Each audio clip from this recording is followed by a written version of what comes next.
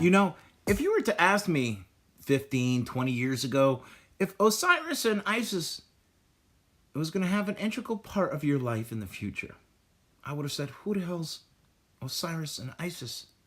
I would have known what they were talking about if I got asked a question like that. But today, all the symbology of Osiris and Isis that seems to play a big part of my life, and so many others, so many of you have this story that's going on, whether you realize it or not. This play, this act that has gone on for ages. It went on when we didn't even know what it was. And now we do know what it was, or is, rather. What does it mean? You know, it's funny. So many people I come across get frustrated with wanting to do something and just not knowing what to do or how to do it. And, you know, I can completely understand that frustration, because it is very frustrating. But let me tell you a quick story here. And it's a true story. I think many people that have watched my videos understand that I'm a double amputee. And recently, I was getting new legs made. And it was kind of funny. About a week ago, I get a test fitting and taking home my new legs to see what's wrong with them, kind of test it out, like you're testing out a new car, see if there's any problems that need to be fixed or whatever. And I get in the car, start driving home, and I realize, wait a second, I gotta move up the seat. And then I get home and get out of the car. It's like, there's something wrong here. I was 3 inches shorter. And I have a really great doctor, thank God. I got out of where I was living before and found some great doctors. But, you know, and everything we were trying to perfect, we didn't get the height right. So I called them up and said, hey, listen, I'm 3 inches shorter. It's a little weird. It's, you know, I'm not comfortable.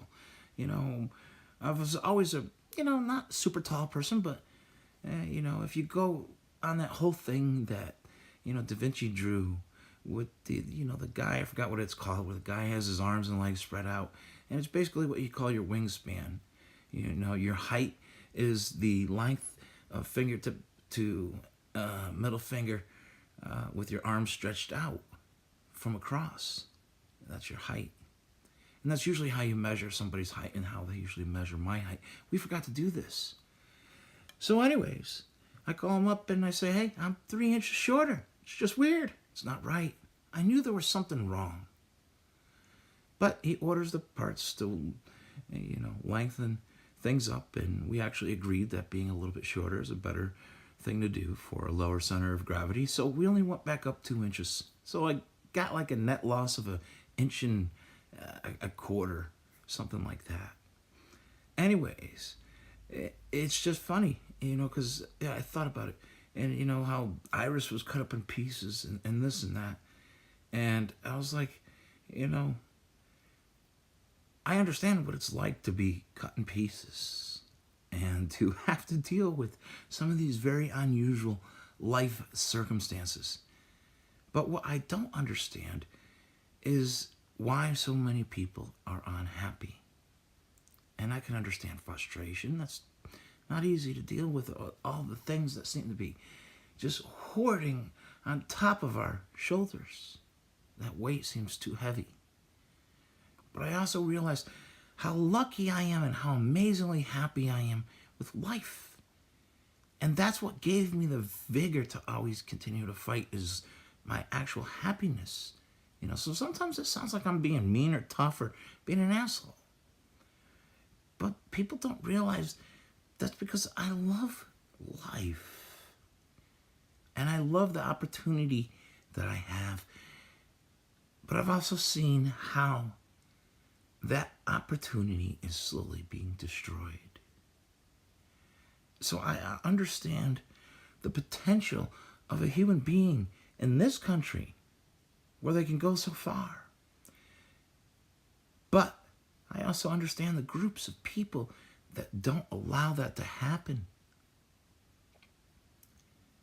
So if I could be happy and understand these things, just imagine how much happier I could be if those people weren't there.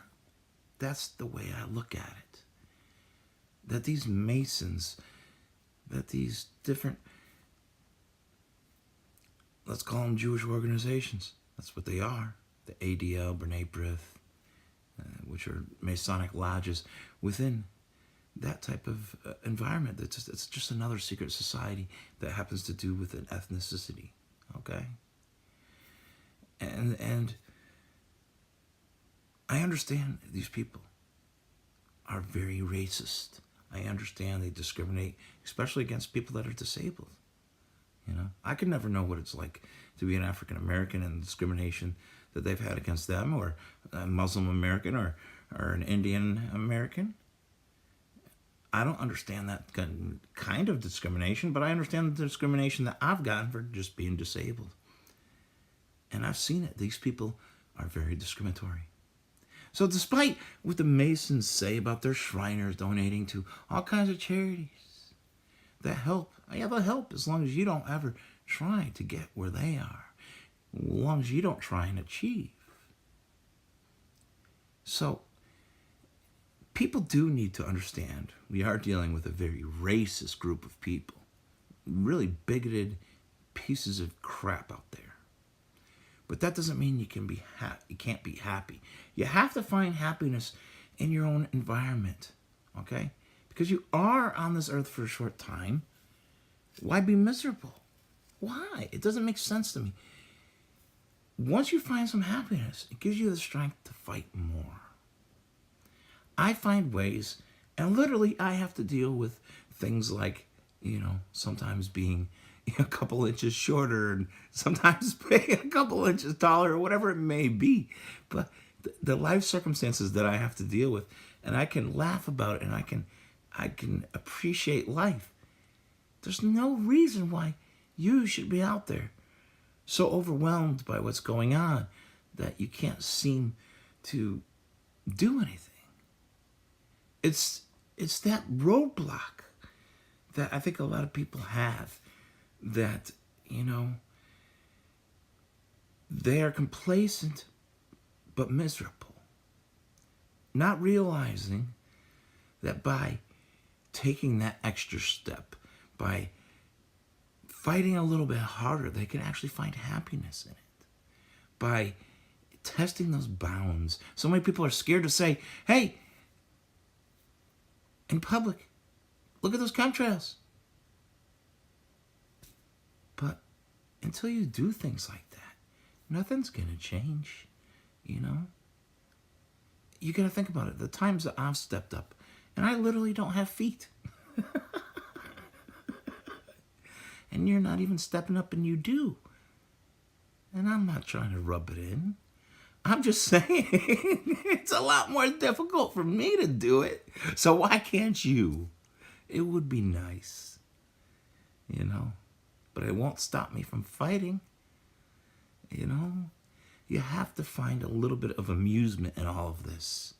That we have secret societies basing their bullshit in things like gematria, and there's this numerology, and this screwed up witchcraft system, and these stories of Osiris and Isis, and how much it impacts their own lives. And when you really look at it, the people that are obsessed with these things, these aren't the cool kids. These are dorks. They're dorks. You're scared of dorks that are obsessed with ancient mythological figures. You're obsessed. They're obsessed with bullshit. As if you really look at what they're doing and what they're obsessed with, and that's why I say I'm not scared of these people. They're just a bunch of dorks playing their stupid routines over and over again. Because it's all they ever knew. It's all they know. They got stuck in the system. They're nobody to be scared of. Laugh and enjoy what you have around you now. Because no matter how much you think it's so miserable, there is something in your life you can be happy about. And embellish that and understand that when you start stepping out of that comfort zone and get past that fear and get past that wall, it's going to make you so much happier.